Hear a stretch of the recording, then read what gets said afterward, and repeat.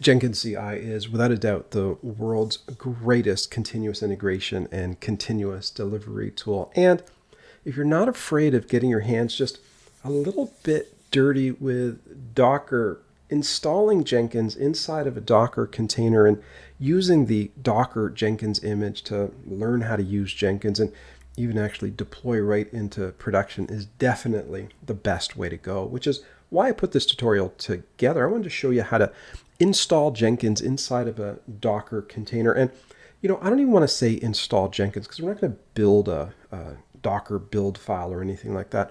We're actually just going to go and take the Docker image that's available over on Docker Hub, run it, do the appropriate configurations like installing the plugins and setting up the admin user, and then actually go ahead and create a little Jenkins build job, maybe even a Jenkins Hello World pipeline, just to prove that the configuration is working. Again, we're not going to create Jenkins build files and build the image from scratch. We're going to use this one that's available up on Docker Hub. Now you do see the Docker Hub image there. Be careful. There's an older deprecated Jenkins image. You don't want to use that one. I think it's just called Jenkins, whereas the newer one is called Jenkins/Jenkins. So the difference is minor, but the difference is big as well. Now, if you're a Docker user, you've probably seen this Docker pull command. You're thinking, I don't need any help from Cameron. I'm just going to do Docker run Jenkins. And if you do that, you're going to end up in a world of hurt because there's a bunch of things that you really should configure before you jump into it quickly like that. And that's one of the reasons why I put this tutorial together. I want to show you all the things that you could run into trouble with. Now, you'll notice that I'm on Windows, so don't leave yet. Don't leave now. I'm running Docker Desktop for Windows. I know it's Windows. Real developers use Linux, but you're actually playing the game on easy level if you configure this on a Linux machine. There's actually a bunch of issues that you'll hit on Windows. And so if you can follow through and watch me configure this on Windows and see a couple of little hiccups that I might encounter here, man, you're going to be so ready to install this on your own Linux machine. You won't regret it at all. As I said, let's play this game on expert level right now, and then you can do the easy level at home. But I do have Docker Desktop for Windows started up. I'm now going to open up Windows PowerShell, and I'm going to start doing that good old Docker run command. So Docker run, let's run this Jenkins image. Now, when you run the Jenkins image, you're supposed to run it with privileged access rights. So -- privilege should be put in there. I find this doesn't work. I don't know why, but whenever I go in and try and pull from GitHub, I end up getting some message that says there's a lock that I can't gain access to. But if I drop a hammer and say, just run this image with root user rights -u0, the Uber user, well, I don't have any problems at all. So I'm going to give you that piece of advice. As you go into production, you might want to roll that back a little bit, but let's get things working first. Now, the other thing too, you may or may not know, but Jenkins runs on port 8080. It's a good old-fashioned Tomcat server. Actually, I think it's a Jetty server, but it's a Java server. That's what's important. And traditionally, we always ran on 8080. It's just puts us a little bit a cut above of all of those port 3000 people. So you want to expose that port, and also there's an administrative agent that runs on port 50,000. So you want to open up and expose that as well. And I know what you're thinking. You're thinking, man, but I got so many other things running on port 50,000. Well, you're going to have to find another port for them, or use the built-in port mapping that it comes right out of the box with Docker. Okay, that's the start. Now, we're not ready yet. When Jenkins runs, it puts a lot of information in a folder called Jenkins Home. And that folder is kept inside the container, all of the data, like the pulls from GitHubs and configurations about Jenkins jobs and all of those things. That all goes into something called Jenkins Home, but that exists inside the container.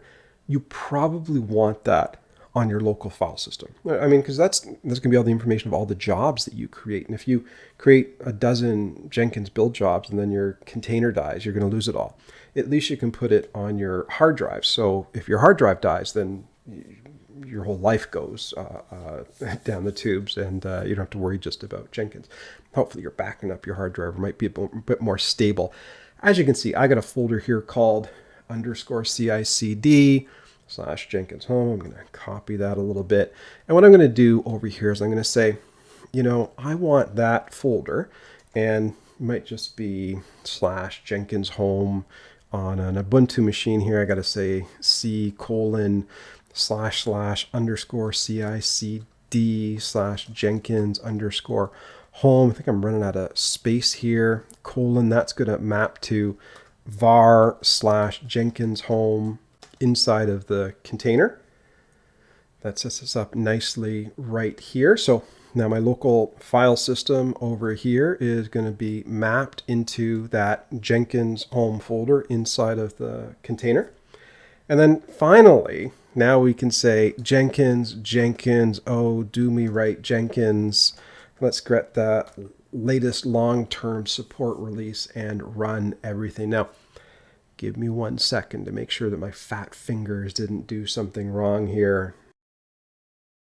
Okay, I'm ready to drop the hammer. Let's click enter. And one thing I'm going to be looking for here is the passcode to get into Jenkins for the very first time. Let's see if you can find Waldo here.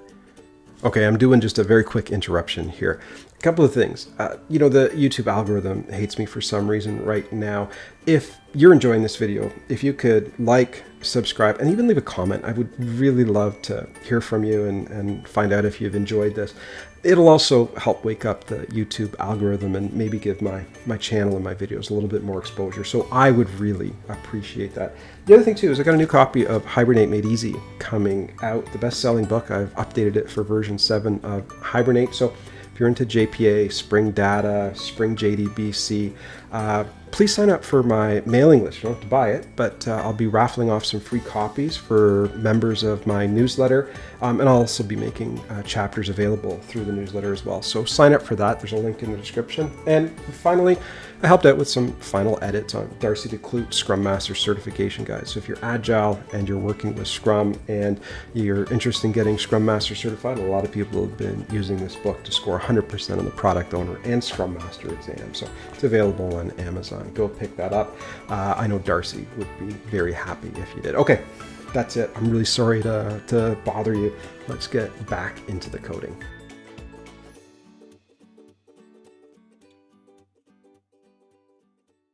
Okay, Jenkins has completed its setup initially. You'll also notice I opened up the Jenkins home folder. You can see it on the right-hand side there.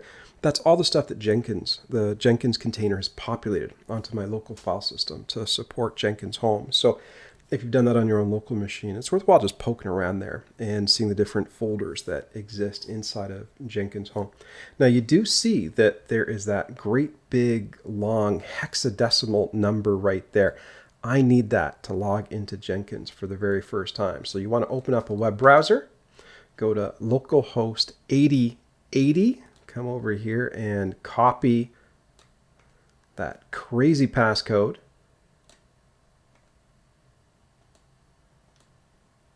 Head over to localhost 8080. That should bring up the Jenkins landing page.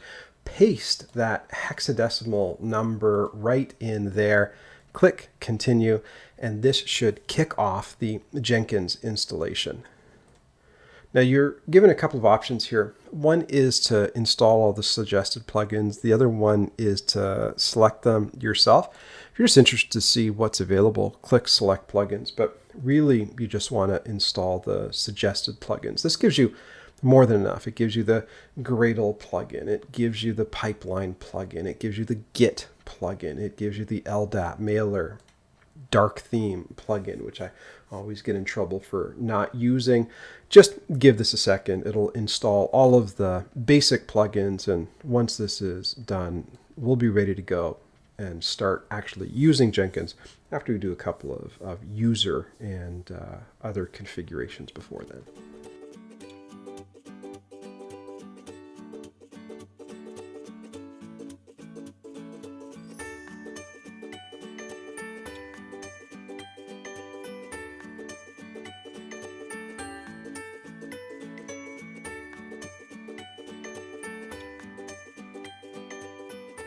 Once the plugins have finished being installed, you're then prompted to enter in an administrative user. I just like to set Jenkins for all the properties here. I'm going to set Jenkins for the username. I'm going to set Jenkins for the password. I'm going to set Jenkins as the name, jenkins@example.com as the email address. And that way it's not difficult for me to remember who the user was and what the credentials were when I have to go and log into this tomorrow. Having said that, it's obviously not something you want to do in an enterprise environment, but if you're just learning and testing, that's fine. Once that's completed, you're allowed to just start using Jenkins. So click that beautiful blue button and the Jenkins Administrative Console will greet you warmly. And so here we are. Welcome to the Jenkins Administrative Console. What do you want to do first when you get in here? Well, after I've just installed Jenkins, I always like to just create an item right away. I might reduce the size of the screen here. Yeah, 200% is pretty big.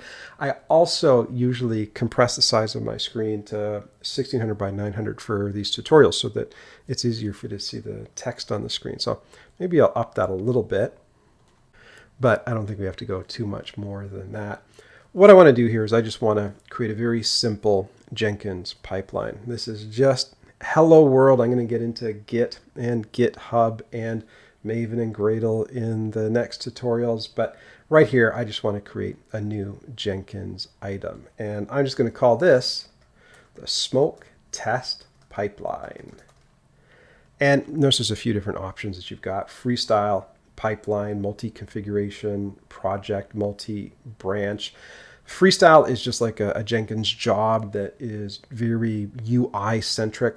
Pipeline, you got to roll your own. So I'm going to click pipeline. I'm always reminded of Mario Brothers when I see that little pipeline icon right there. But I'll select pipeline, click OK. It asks me for a few things, description. Do I want to discard old builds? What are the build triggers? Is it a cron job? Does it go daily? And then finally it says, well, if it's a pipeline, you got to write some pipeline code. And I'm like, no, I don't.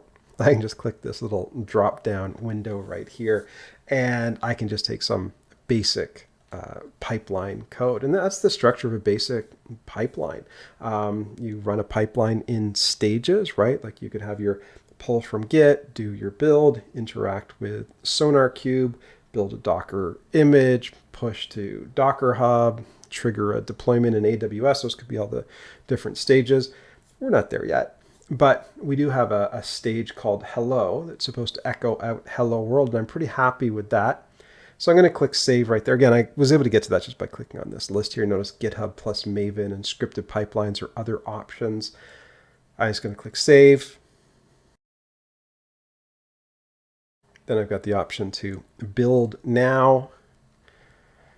It's going to think about it. You can see in the bottom left-hand corner, bottom right-hand corner for people in Australia, it's now thinking about doing this build for me. Taking just a couple of seconds. That barber pole is going around. And then it looks like it works, but I'm from Missouri, so I like to see. I can click on that number 1. And the screen will change a little bit. It gives me the ability to look at some console output. And if I click on console output, well, there we go. It says hello world, and it also says that I and you are big successes. And hey, who can argue with that? Okay, so that's how easy it is to get Jenkins installed and configured in Docker and running on your local machines. Doing some builds with Git and GitHub and Maven and Gradle. That's the next thing on the agenda, and that's what we're going to do next.